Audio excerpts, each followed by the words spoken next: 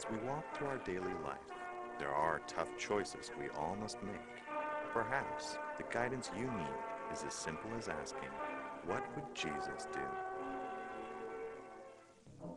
When Joe met Anna, he liked her a lot.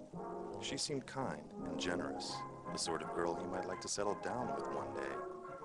A week later, they decided to take a stroll through a park. After a while, some seemingly innocent hand-holding leads them to a shady park bench. Joe is shocked by Anna's forwardness. He knows he shouldn't be doing this, but temptation has gotten the better of him. Now, what would Jesus do?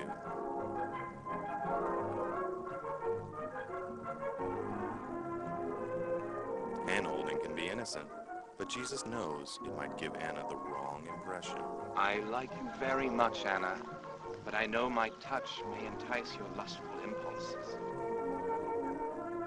Later, when Jesus and Anna have taken a seat, Anna again tries to tempt Jesus. It's God's will that we should try to avoid sexual immorality, that each of us should learn to control our bodies in a way that is holy and honorable, not like the lustful heathens.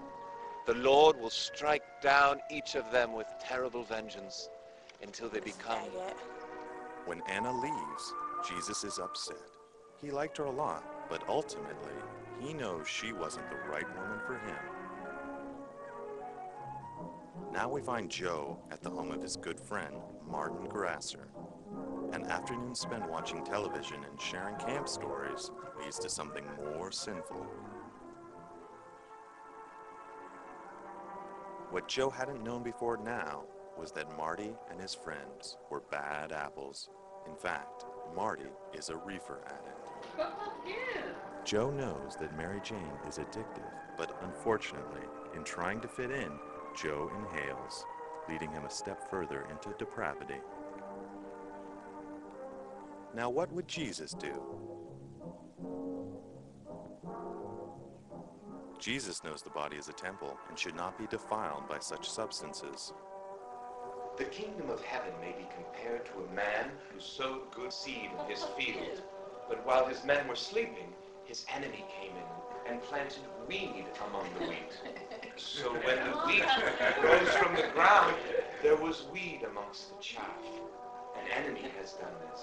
He said, let the reaper sow both the weed and the wheat, but let him burn the weed. Faggot.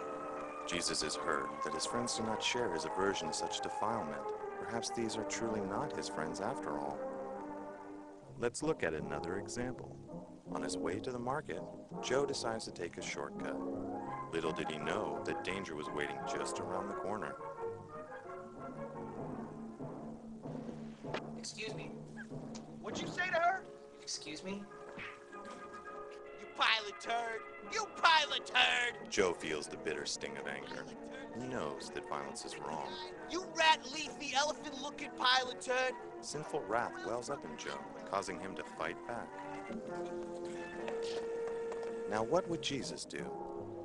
Jesus knows that truly loving your neighbor might cause you pain and suffering. Bless you, my child. I meant no offense. What did you say to her? I said, bless. You lady boy! You pilot turd, lady boy! You know it is written, an eye for an eye, a tooth for a tooth. You don't know nothing! If someone should strike your left cheek, well, turn to them the other piece also. of no good nutty turd!